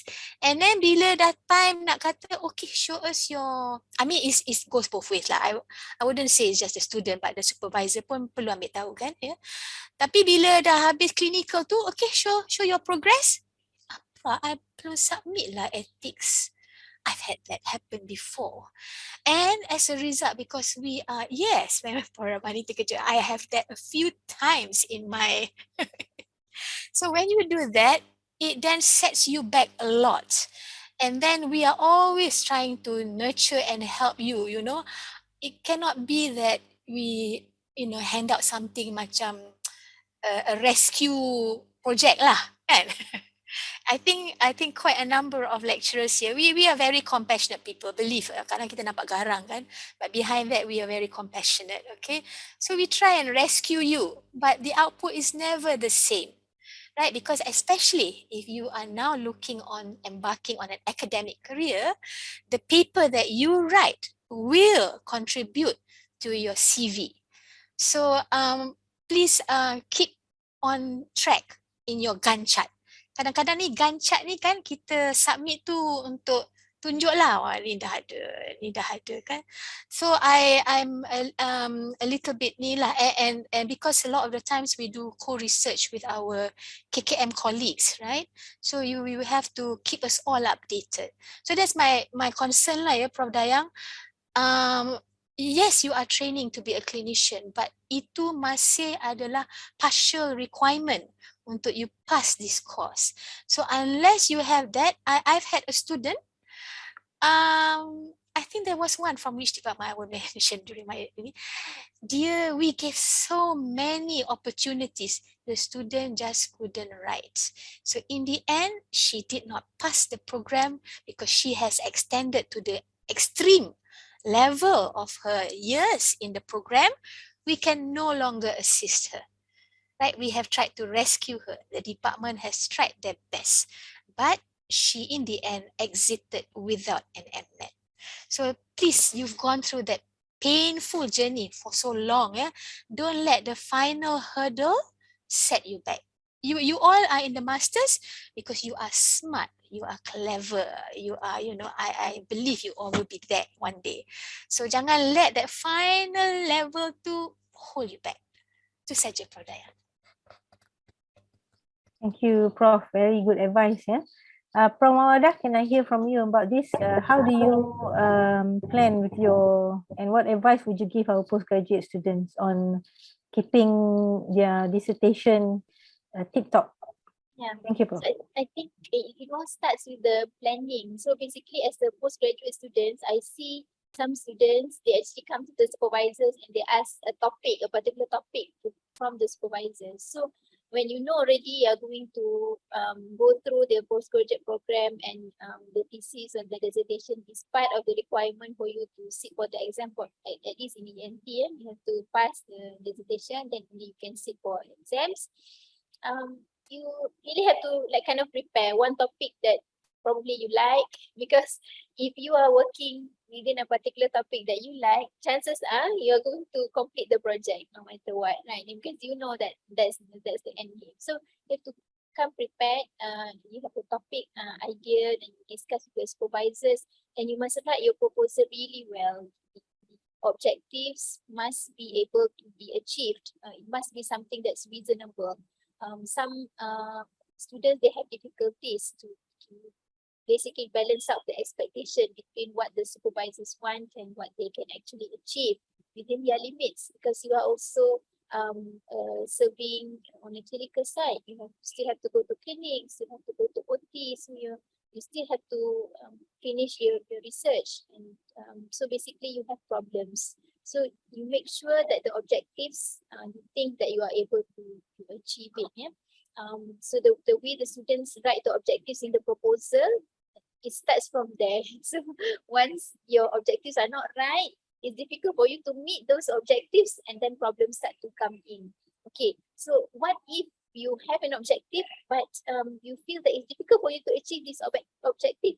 You must sit back and think, how can you overcome these problems? So you come up with a plan and then go and see your supervisors. So these are, I think, the main problems is when the supervisor, the supervisor, the mentees do not talk to the supervisors. So, and then at the end of the semester, you see the report and the supervisors evaluate you and see that, oh, you're not achieving your research goals. So if you come and see your supervisors perhaps 2 months or 3 months once and update your research progress, tell what your problems are, there is a chance that we might be able to devise a solution for you and make it easier for you to find ways to actually reach your research targets, reach the number of sample size that you require to fulfill your studies.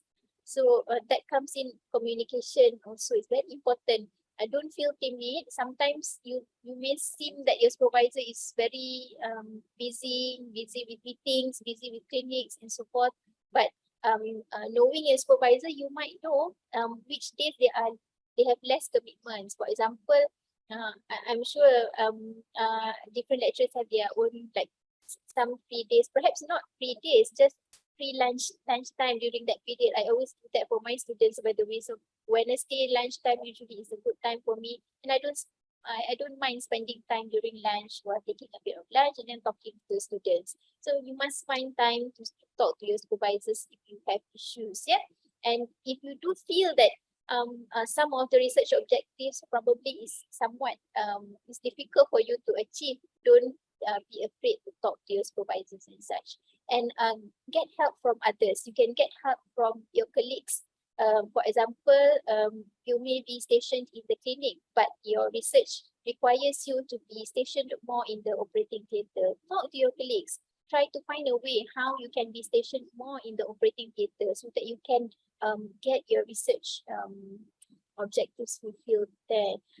Then if you you can also talk to the head of department, and if you can't solve the problem within your with your colleagues, I mean they can't station you there for some obvious reason.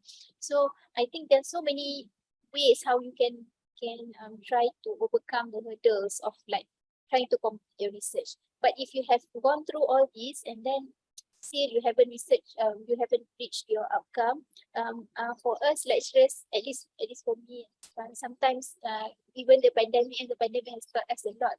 If you do interventional studies, you may convert it into a pilot study.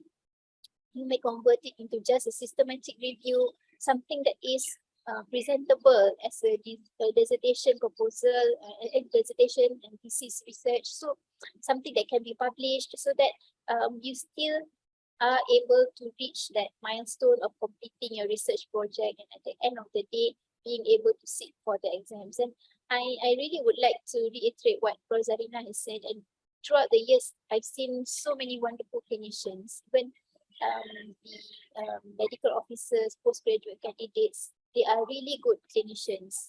They've got good clinical acumen, they've got good surgical skills, they can communicate well, but they don't really do well in research writing. So they have to spend more time in writing their research and so forth. But do have this in mind. The supervisors are here to guide you. If you really identify yourself that is your weakness, you do talk to your supervisors and allocate yourself that amount of time, that longer amount of time compared to your other colleagues. And it's okay. Maybe you start writing 6 months ahead, but at least you get the work done. Maybe your other colleagues, they can write after 1 month, they can finish their research dissertation. But you know yourself, you are able to assess your weaknesses, and therefore give yourself that amount of time in order for you to complete your research. Yeah, I think that's all from me, Brother Dayang.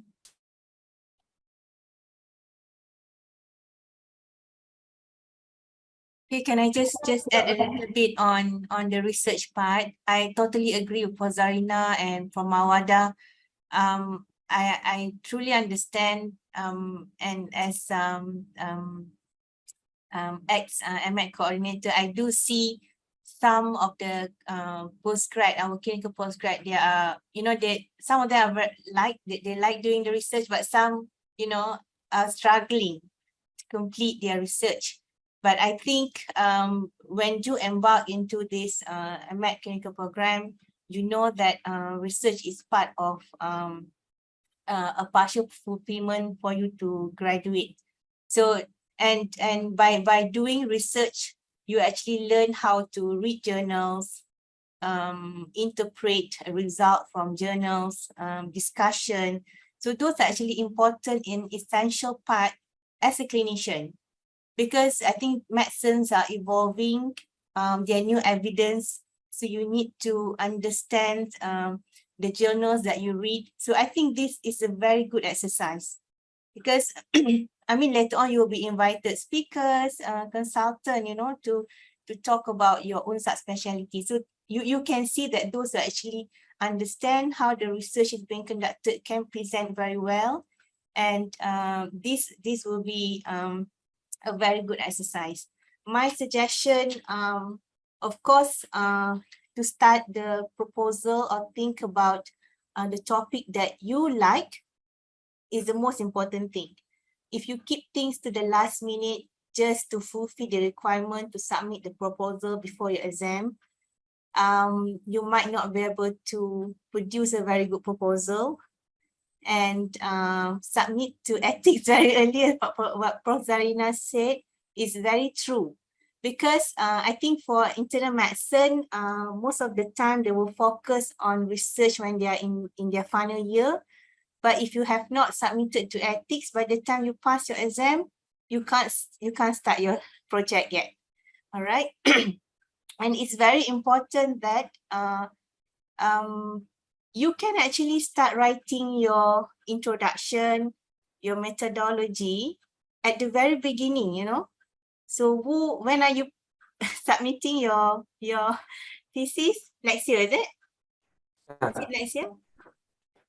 So you can start writing your intro, literature review, and also your methodology at once you have passed your exam, just before you're starting recruitment of your patients, right? So then you can put in all your data into SPSS gradually. Don't put things very last minute, because sometimes you might need 50 patients, for example, to complete your study, but halfway through, when you put your result in SPSS, you can do simple analysis. You can see the trend is already showing good results. You know, you might be able to stop earlier than 50 patients. So these are a good planning for project. You cannot do your thesis alone. So I think this is very important. You would need support from your supervisors, from the technologies or lab staff, or if you are working in the lab, for example, if you are working in neurology lab, you need help from the neurotechnicians. You need help from your patients. So you have to remember that these are all your stakeholders, and you need to ensure that when you conduct your study, you're taking all the responsibility. Just one important note that you do have your objective, your inclusion criteria, and your methodology that you've already agreed at the beginning. So you will need to follow as what has been planned. And because you need to understand that the result of your thesis will depend on how you collect your data. All right. So if you have not collect your data properly, the result will not be valid. So I think that is important, because I've seen some of the postgraduate, they just try to collect as much as data as possible, try to fit in everything, but if you have not have any clean data, the result might not be valid. So, but I think importantly for those with families, those with kids, this is not easy. But remember the motivation is actually, if you need to be extended 6 months, remember that 6 months is you're taking away of your family time and commitment. So I think that is my main motivation to actually keep timing and grading on time. So I think that will be my last word, Prof. Dayang. Thank you. Prof. Dayang muted. Sorry. Farah, can we hear from you about you dah pass ni? Let's share your experience, how systematic you were. Thank you. Yeah. So during my postgraduate studies, I didn't have much problem with my thesis, because I think with thesis, you have to like what you do. You need to make it as something that you will have fun with. Because I think clinical work and research, those are just two different things. You cannot just make them, those are just too different. So for me, I had a good supervisor, and I actually asked my supervisor all the topics that were my options at that time, even though I didn't get to do the topics that I wanted to do, because I wanted to do something in pediatrics when I was doing my thesis, but my supervisor was in the ICU line. So I ended up doing something ICU related. ICU related, because I thought I would need the support from my supervisor, whatever it is. So I chose what my supervisor asked me to do. And then I guess another thing that will be important is attitude. So with research, you have to push yourself a little bit. It requires some effort, and also you need to sometimes set aside some extra time to just sit down and then look at look at all the journals, and then just to think, to write, and then to do all your discussions and your analysis, your results and everything. Yeah. So I managed to finish my thesis on time, and I got to publish my thesis, and just follow the Gantt chart. I guess if you pass your Gantt chart, I think it's possible.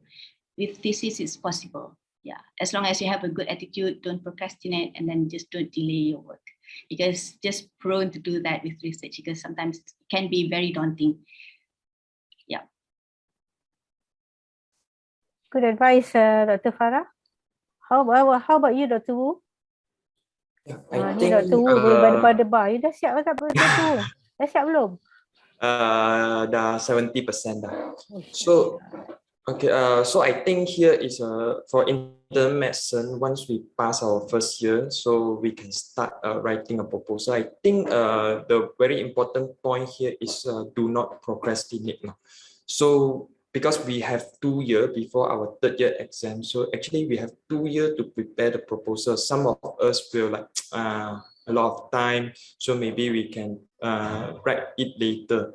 So I think we should have settled this earlier so that we can focus on our clinical exam when we are 3rd year, and we can start collecting data once ethics was already approved our proposal.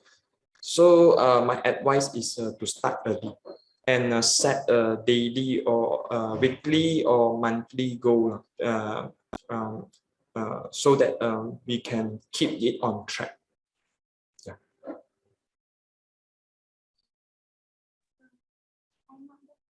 Just to highlight Prof. Dayang, for Yeah. internal medicine, I don't know about other department. For internal medicine, those who manage to publish their manuscript before the viva, they will be exempted from the viva, defense viva in their 4th year. So I'm not sure about other departments lah. So the two who can aim to publish so that you'll be exempted from viva in your 4th year. Yeah.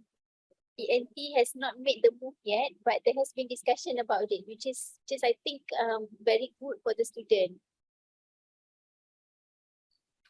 As general, I always, when my student comes to me, I ask them to pick their own topic.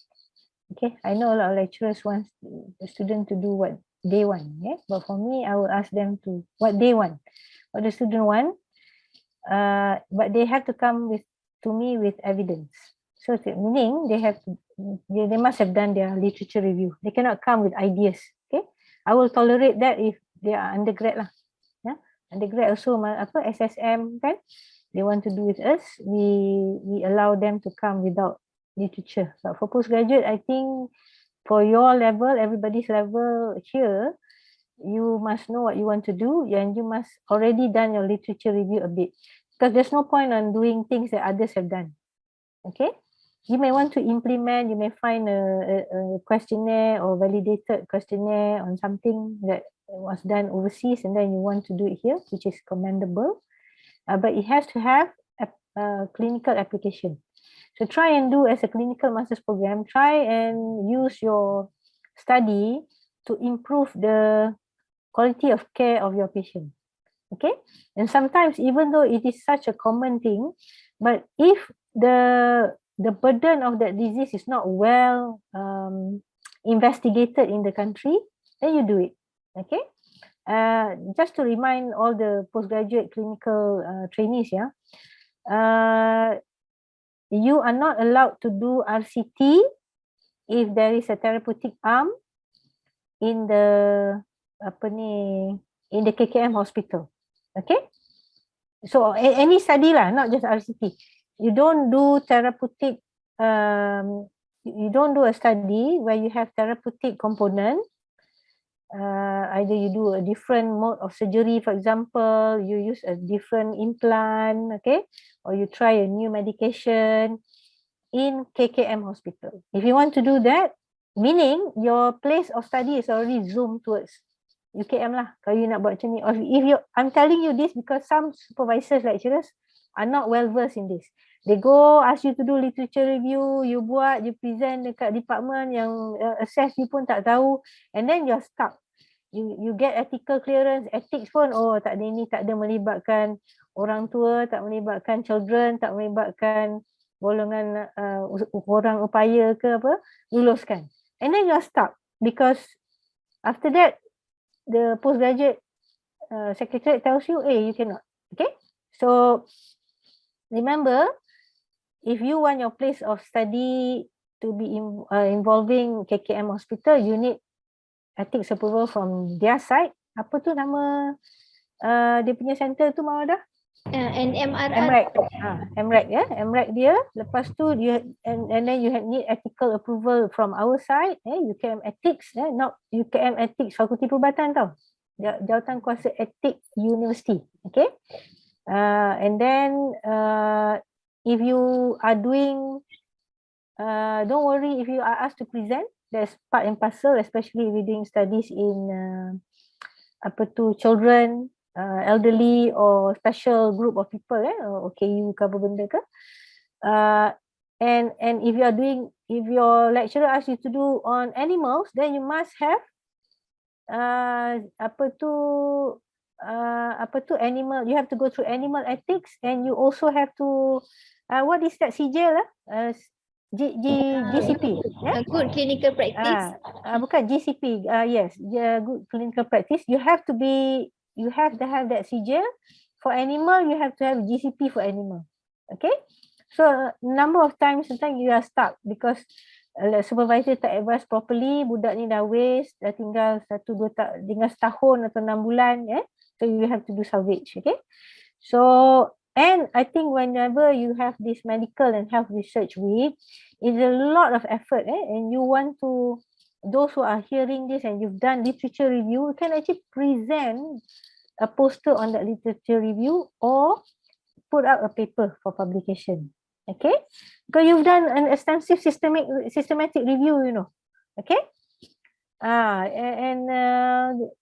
so don't waste it. Okay, so I am going to finish I think we have exceeded 1 minute, so I want everybody to have the last say. Let me see whether in the chat group ada. Okay, Mawada said the postgraduate study was a beautiful journey for me to find my future self. I really hope all the postgraduates here would have the same experience.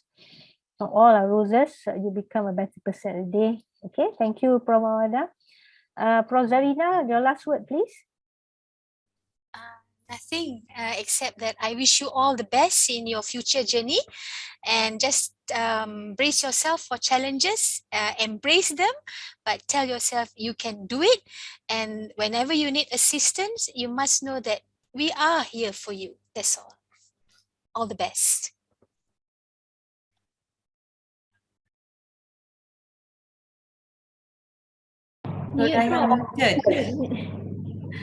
Sorry. Prof. Mawada, I know you've written. Could you also give us final words? Yes. Yeah, I think apart from my final words in the chat box, I think what you have to do as a postgraduate student is make sure tomorrow is basically the better day than today. For you to be able to make sure that tomorrow is a better day than today, you need to plan. So all of this comes with a proper planning. Inshallah, I hope all of you will graduate on time and finish your dissertation. Prof. Rabani? I wish all the postgrad students all the best. Be focused, continue your determination to complete the clinical program. And I think pray to God, inshallah, and always make sure that you get support from people around you. Thank you. Thank you, Prof. Dr. Farah? Yeah, I wish all of you all the best. It's possible, don't worry about it. Just have fun. Don't think about it too much. Good advice. Dr. Wu? Yeah, I think our journey is very long, so do not give up. No. I think failure is not fatal. So all the best. Okay. Can we have a picture? Before we do that, I would like to say something. I want all the postgraduate trainees, you must know that you are looked after by the faculty. Okay. And we are, a few of us here today making time for you. to show you that on behalf of the rest of us, there are many of us who wants to assist and help. Okay, and you only need to call out for help. Whatever problems you may have, whatever uncertainty that you may have, speak to someone so that we can put you in the correct pathway. Okay, if you are comfortable, you feel better talking to your colleagues, go ahead. But sometimes you want closure of that problem, and when you want closure or remedy to that problem, you need a higher authority to assist you. Okay, don't feel shy.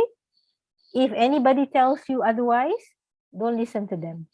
I hope today you realize that we have invested these 2 hours to show you that your professional and personal development means a lot to us. Okay, we want you to graduate as a pakar, and after that take sub kepakaran. Macam Dr. Farah nak ambil PCNS, nak tak cukup jadi NS, nak jadi PCNS. And I agree with Dr. Wu, it is a long journey. You do this for 4 years, after that you want to do sub kepakaran lagi senang.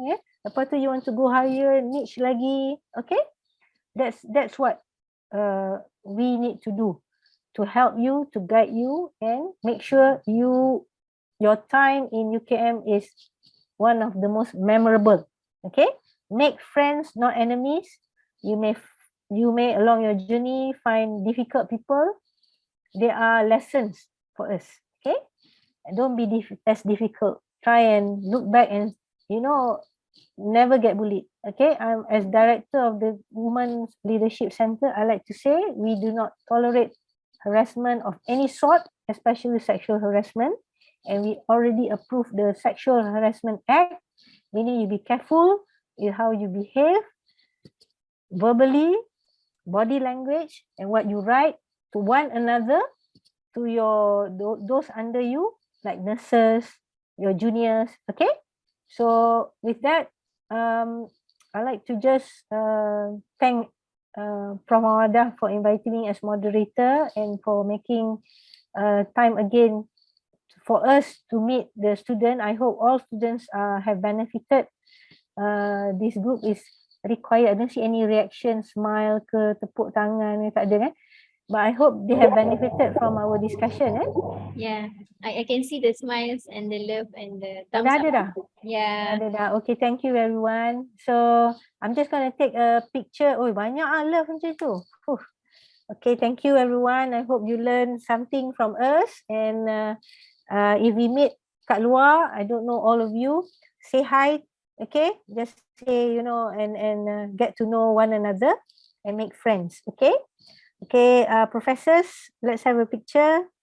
Alah, I punya ni, I selalu buat print screen. Today It's I okay, cannot. I'll do the print screen for You can, okay. You do the print screen for us? Ada 1, 2, go. Smile. Okay. And Okay, thank you. Terima kasih Zaki. Okay, thank you everyone. Okay, take care. All the best. take care all of you. Bye. Bye. Thank you, Prof Dayang. Thank you, Prof Rapadi. No Thank you, problem. Prof Zarina. Okay. Thank you, everyone. Take care. Bye. You, Prof. Assalamualaikum. Bye-bye. Bye.